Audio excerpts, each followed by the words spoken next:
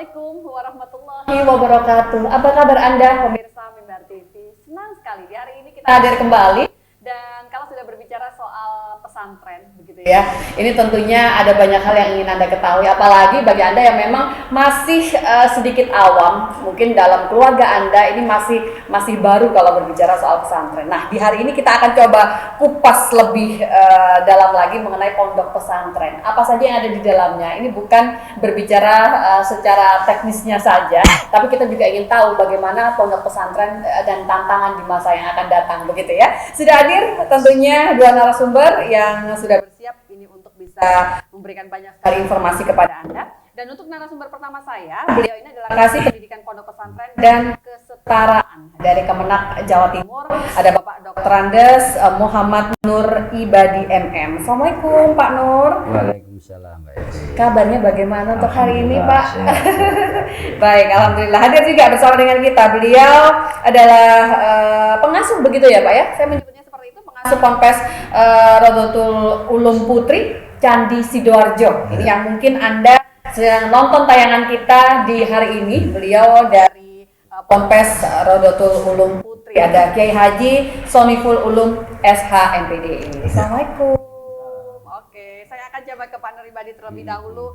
Pondok pesantren, wah ini sudah tahu kalau sudah ngobrol pondok pesantren, tentunya ada cara khusus, treatment khusus begitu ya, untuk bisa memberikan pendidikan kepada putra-putri kita. Tapi kalau ditanya soal fungsi dari pesantren itu sendiri, kita bisa buka dari sana dulu. Monggo silakan Pak Nur Ibadi. Terima kasih Mbak Eli. Baik, Assalamualaikum warahmatullahi wabarakatuh. Para pemirsa Mimbar TV yang senantiasa dimuliakan Allah. Amin. Alhamdulillah. Jadi kalau kita bicara pesantren itu sebenarnya bukan hal yang baru. Baik. Ya, karena embrio pendidikan nasional ini sebenarnya pesantren. Berasal dari pesantren. Iya. Mungkin kalau nggak ada kolonialisme, model pendidikan nasional kita pendidikan pesantren. Gitu. Nah, alhamdulillah sekarang pesantren suatu hal yang cikal bakal pendidikan nasional, dan sekarang ada penguatan dari pemerintah kita melalui Undang-Undang 18 tahun 2018 yaitu pesantren. Kalau kita bicara fungsi pesantren, kalau bahasa undang-undang, pesantren memiliki 3 fungsi, Mary. Jadi yang pertama fungsi pendidikan, yang kedua fungsi dakwah, dan yang terakhir fungsi pemberdayaan masyarakat. Kita lihat yang pertama fungsi pendidikan yang luar biasa. Pesantren sekarang pendidikan yang ada di pesantren itu sama kedudukannya dengan pendidikan formal yang ada di lingkungan kita, ya. Bahkan hak-hak dari peserta didik kita juga mendapatkan seperti pendidikan yang di luar pesantren, seperti POS, PIP, dan bahkan guru-gurunya itu kalau pendidikan formal ada sertifikasi ya, pesantren juga sama. Dan sekarang untuk pondok pesantren Salafiyah itu juga mendapatkan insentif guru-guru, para ustadz-ustadzah di pondok pesantren Salafiyah. Luar biasa itu di sisi pendidikan. Kemudian model pendidikan. Kalau di luar ada pendidikan vokasi ya. Di pesantren juga pendidikan vokasi. Jadi pendek kata, dengan lahirnya undang-undang ini, semua kementerian lembaga lintas kementerian itu melirik pesantren sebagai mitra dalam pemberdayaan sosial pendidikan, sosial ekonomi yang ada di pesantren. Satu contoh saat ini kami ada di Kementerian Pekerjaan ya, itu di Disnaker itu ya, itu ada LBLK, pendidikan vokasi. Mereka memberikan bantuan BLK, kemudian ada sepeda motor, melatih bagaimana para mekanik yang ada di lingkungan kita. Jadi skill bukan hanya kemampuan agamanya yang terasah, tapi dia punya skill, kemahiran dalam mekanik kendaraan bermotor. Jadi juga ada lagi dengan Kementerian Kelautan ya, juga pendidikan vokasi.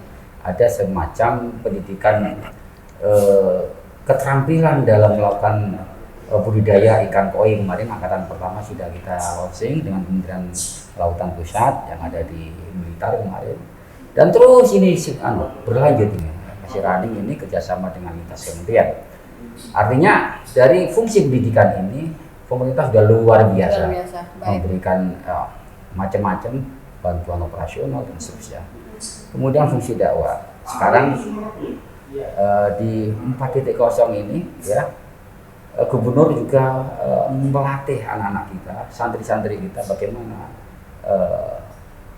berdakwah melalui media visual ya, jadi sekarang kan sudah eranya begitu. Iya, anak-anak kita bangun tidur udah lihat ya. Nah, kalau kita tidak melakukan lompatan ya, karena ada, sehingga semua yang mewarnai kegiatan anak kita juga pendidikan ada berbasis pesantren gitu ya. Baik. Yang terakhir ini fungsi dari pesantren itu sendiri. Fungsi pesantren itu yaitu pemberdayaan sosial ekonomi. Oke. Ya, ini seiring dengan ini gubernur ini melaunching sebuah program yang luar biasa menurut kami, yaitu One Pesantren One Product pokoknya. Dan kebetulan di kami yang mendampingi kami hari ini ya Kiai Soniful Ulum ini juga luar biasa. Jadi kita nanti bisa gali. Kita tanya implementasi langsungnya seperti biasa. Apa One Pesantren One Product ini. Iya, jadi produknya beliau juga pesantren tuang ya. Tapi juga tidak mau ketinggalan dengan era kekinian ya, dengan dunia virtual anak-anak, santri kita, santri milenial kita, pemberdayaan sosial ekonomi syariah yang ada di lingkungan pesantren dan itu. Jadi itu sih kira-kira untuk pesantren menjawab tantangan ini. Menjawab tantangan.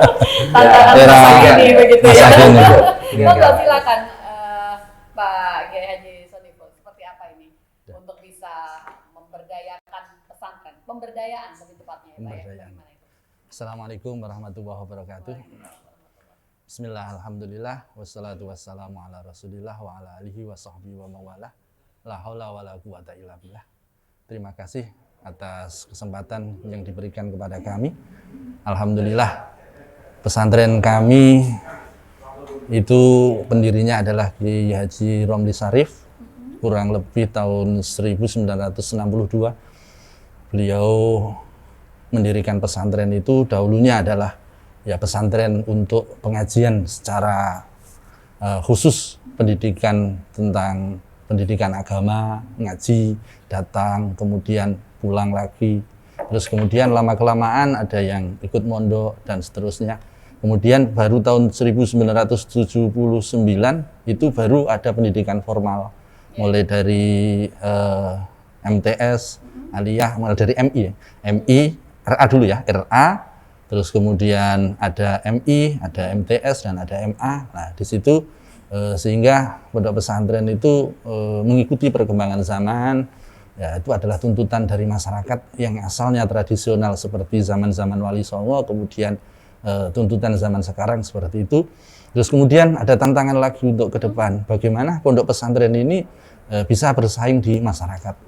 Tidak hanya yang dilihat itu dari pendidikan formal saja, tapi bagaimana anak-anak di pesantren itu seperti yang disampaikan oleh Pak Nuribadi tadi, fungsi pesantren yang tiga-tiganya ini, bagaimana kita bisa mengimplementasikan kepada anak-anak. Mulai dari pendidikan, kalau pendidikan sudah diakui pesantren itu. Sudah terjawab. Sudah terjawab tantangan dari pendidikan. Pendidikan, satu-satunya pendidikan moral yang paling tepat di masyarakat itu adalah pesantren. Kalau di sekolah-sekolah umum itu masih belum bisa, kontrolnya itu luar biasa. Kalau pesantren, walaupun tidur di pesantren dapat barokah doanya kiai. itu kalau secara apa? Secara sekilas gitu aja. Dulu ada yai siapa saya lupa dari Mojokerto itu, beliau dawuh gitu. Wes anakku jelen pondok ae. Walaupun ekonomi turu tok. Itu ada banyak hal gitu. Ada banyak hal di situ ya. Yang ada di depannya aja gitu kan. Cover di depannya itu aja ya. Untuk kondisi terkini dari pondok pesantren itu sendiri, apakah memang sudah menjawab tantangan yang ada, termasuk juga menjadi pilihan pertama dari masyarakat, Pak? Dari itu kemudian di era 4.0 ini kita mulai memberdayakan anak-anak. Kalau mulai dari hari efektif Sabtu, Terus mulai dari Sabtu, mulai dari Senin ya, Senin, Selasa, Rabu, Kamis, dan Jumat. Itu Jumat ini nanti kita isi dengan kegiatan-kegiatan dakwah. 4 hari ini pendidikan. Mulai dari pendidikan agama sampai pendidikan di umum. Terus dari Jumat kita bekali dengan dakwah. Dakwah mulai dari kita datangkan presenter. Mungkin Mbak nanti kalau bisa ya datang ke pesantren untuk melatih anak-anak. Jadi Mbak Eli nanti bisa. Iya. Begitu ya. Iya, sesuai dengan butuh apa di pesantren tentunya juga memberikan, iya. mendukung Apa yang dibutuhkan. Nah, Apa yang dibutuhkan anak-anak. Terus pada kita latih untuk di masyarakat. Bagaimana kalau nanti di masyarakat masyarakat butuh, kalau sekarang jamiah itu kita siapkan di situ. Terus masyarakat butuh pendakwah untuk memberikan ceramah, kita siapkan di situ di hari Jumat dan hari Sabtu. Untuk di hari Ahadnya anak-anak kita latih. Bagaimana anak ini nanti ketika pulang dari pesantren itu bisa mandiri. Kita latih entrepreneur ya. Kita datangkan orang yang ahli bikin kayak gini. Ini jajan seperti ini. Pernah kita buat di pondok pesantren ini. Kita latih anak-anak, kita datangkan orang yang biasa atau alumni ya. Alumni ada yang produk ini di daerah Tanggulangin, Sidoarjo sana. Kemudian kita datangkan di pondok. Bagaimana bisa memproduk ini? Apa namanya ini? Onde-onde. Onde-onde. Kita buatkan seperti ini, kita fasilitasi anak-anak luar biasa semangat. Jadi bukan cuma sekedar teorinya, tapi anak-anak langsung diajak praktek. Diajak praktek siap langsung. Untuk bisa Siap seorang pengusaha. Menjadi seorang pengusaha, tidak ketergantungan kepada orang yang lain, tidak tergantung kepada. Terus kemudian ya setiap hari Minggu kita buat seperti itu. Yang kedepannya lagi kita pun kebetulan saudara itu ada yang punya konveksi besar di daerah Pasuruan, Alebas. Ini seperti yang saya pakai ini. Itu satu hari mas saya itu bisa produksi 1000. Nah itu keterlibatan santri di dalamnya? Keterlibatan santri di dalamnya nanti kedepannya ini, bukan belumnya. Kalau yang sudah jalan itu yang ini. Kedepannya keterlibatan santri nanti setiap hari Ahad nanti dilatih untuk santripreneur, menjahit, bagaimana cara memasarkan, bagaimana cara mengelola bisnis dengan baik. Sedini mungkin mereka lah ya dengan yang namanya kita berbisnis. Tapi bisnisnya bisnis yang syar'i. Ini mereka itu kita bekali dengan zaman Rasulullah. Beliau umur 22 tahun sudah ikut Siti Khadijah berdagang ke Habasah. Ya. Beliau kalau dagang itu jujur. Dagang kambal gitu, kayak karpet besar di Arab itu. Oleh Rasulullah luar biasa. Ketika dipegang oleh Rasulullah produk dari Siti Khadijah itu luar biasa. Bahkan bisa 10 kali lipat. Karena apa? Kejujuran Rasulullah. Sebelum era sekarang ini ada grade produk A, B, C, D. Zaman Rasulullah sudah dipraktikkan oleh Rasulullah. Rasulullah itu tiap malam itu membukai mana ada yang cacat, ditandai.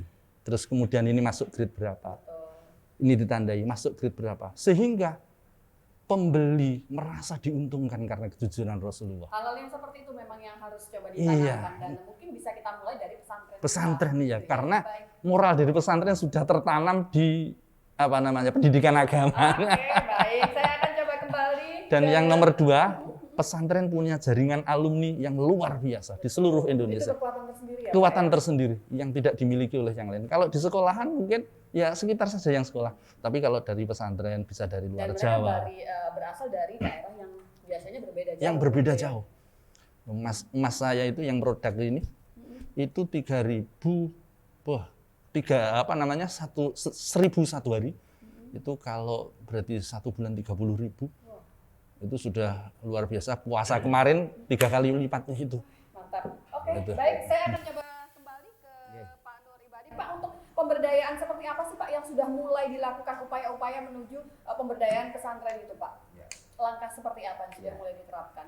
Jadi tadi mumpung ada pertanyaan dengan yang sebelumnya kami sambung. Jadi yang jelas pesantren ini sekarang bukan menjadi alternatif, tapi sudah pilihan.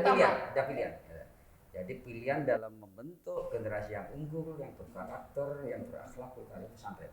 Jadi sekali lagi pesantren bukan menjadi second opinion, tapi sudah menjadi pilihan gitu, di masyarakat itu. Jadi Mbak Eri bisa tanya, survei ke salah satu pesantren atau beberapa pesantren di Jawa Timur itu luar biasa sudah.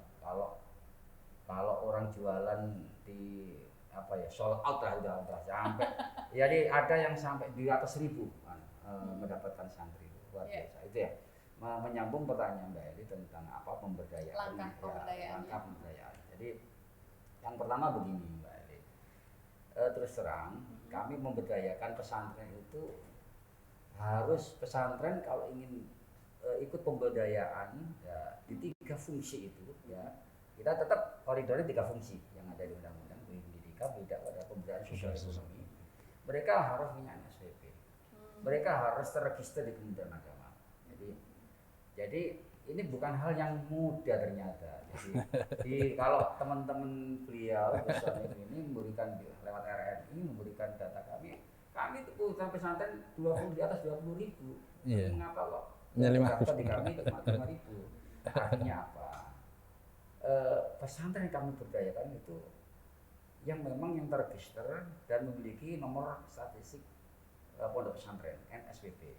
Nah untuk menuju ke sana ternyata untuk mendapatkan NSPP harus yang pertama memiliki arkanul ma'had. Rukun ma'hadnya yang pertama, mohon maaf, ada kiainya, ada santrinya, ada masjid atau musholanya, kemudian ada kitab kuning yang diajarkan itu apa, dan kiainya itu yang kalau bahasa Sidoarjo ya Pak ya, anak-anak kecil itu saya kiai itu ngeloni santri ini gitu. Apa ngeloni? Mohon maaf enggak bahasa tanda kutip ya. Jadi ngenggremi menggremi santrinya. Ya. Ini karena kami kan nggak banyak ya santri, banyak kiai-kiai yang sekarang sudah yang tidak berada di tempatnya gitu, di pesantrennya. Yang berikutnya yang tak kalah pentingnya ya dokumen dia punya legalitas kelembagaan ya.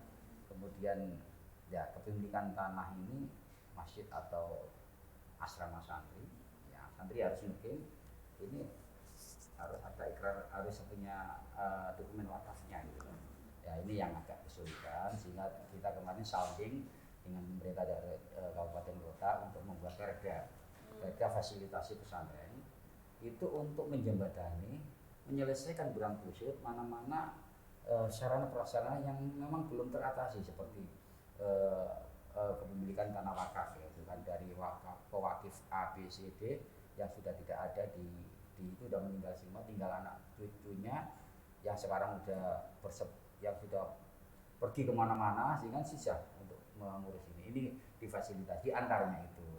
Yang berikutnya yang tak kalah pentingnya bukan hanya arkanul ma'had tapi ada ruhul ma'had. Jadi pesantren itu kalau memiliki NSPP, nomor statistik pondok pesantren, memiliki ruhul ma'had. Ruhul ma'had itu kan hidup ya. Jadi ruh, karena pesantren ini hidup di Indonesia, jadi harus memiliki azas. Apa azasnya? Pancasila, Undang-Undang Dasar 45, kemudian NKRI, kebinekaan, membangun harmoni dalam keberagaman, membangun kebersamaan dalam kebinekaan. Ini ruhul ma'had. Ya karena ya pesantren hidup di Indonesia. Ya Indonesia ini potret Piagam Madinah yang dilaksanakan oleh Rasulullah di Madinah adalah itu. Nah, dengan luar biasa konsep manajemen Rasulullah sehingga harus kita benchmark di Indonesia ini melalui pesantren tentunya. Jadi artinya NKRI, harga mati dan seterusnya. Pancasila jadi tetap mengamankan ruhul ma'had yang ada di undang-undang itu, baca undang-undang semua. Begitu Mbak Adi. Jadi saya akan coba kembali lagi untuk pondok pesantren yang ada sekarang ini Pak. Sebenarnya tantangan apa sih yang tengah dihadapi oleh pondok pesantren? Mungkin Anda boleh memberikan gambaran Anda sebagai perwakilan gitu ya, pengasuh dari Ponpes Raudhatul Ulum Putri. Iya. Itu tantangan yang kita hadapi yang masuk di pesantren itu anak-anaknya itu bermacam-macam karakter yang berbeda. Karakter yang berbeda. Ada dari anak yang kurang mampu, ada yang sedang, ada yang mampu. Dari karakter-karakter dari anak-anak ini bagaimana bisa menyatukan satu wadah. Kita ini sama, kita itu saudara. Yang mampu nanti bisa memberikan sumbangsih kepada yang kurang mampu. Yang punya otak jenius, yang punya kepintaran nanti bisa mengajari yang kurang. Sehingga kebersamaan di pesantren itu yang luar biasa. Saya masih ingat dahulu ketika mondok. Saya itu dulu teringat ketika mondok itu makan bersama. Masya Allah luar biasa. Satu lengser itu jadi satu. Loh itu menjadi satu-satunya yang paling diingat sekarang. Kalau ketemu teman-teman yang satu lengser itu luar biasa. Masak gantian. Sekarang saya mungkin kalau sama Pak Ibad besok Pak Ibad masaknya gantian. Kalau untuk sekarang pondok itu sudah berubah. Sudah modern, sudah ada kesan eksklusif begitu ya Pak ya. Itulah tantangan kita. Jadi bagaimana kita menjadikan anak yang seperti itu menjadi satu karakter. Saya adalah anak pesantren, saya adalah punya bisa dalam memajukan pesantren, bisa mengembangkan daerah di daerah saya sendiri, mengembangkan agama, memberikan wawasan kepada masyarakat tentang masalah dakwahnya, pendidikannya dan seterusnya.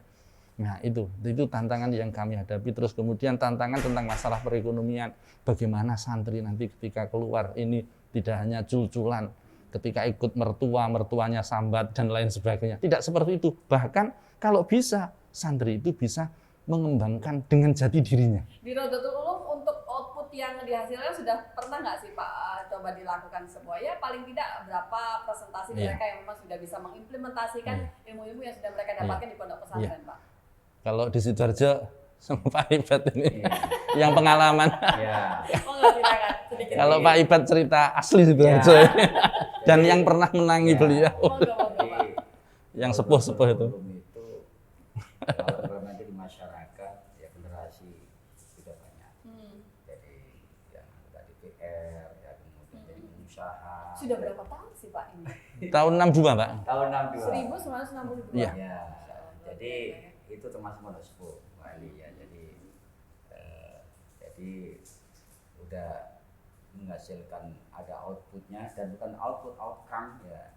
Mereka beliau ini sudah memberikan kemanfaatan yang luar biasa bagi perkembangan yang ada di Sidoarjo itu. Bahkan bukan di Sidoarjo saja. Jadi malah bisa banyak melalang keluar gitu. Kami tahu itu banyak yang kami kenal ya, alumni dari kalau dulu itu pondoknya orang nggak kenal pondok nama pondok kiainya.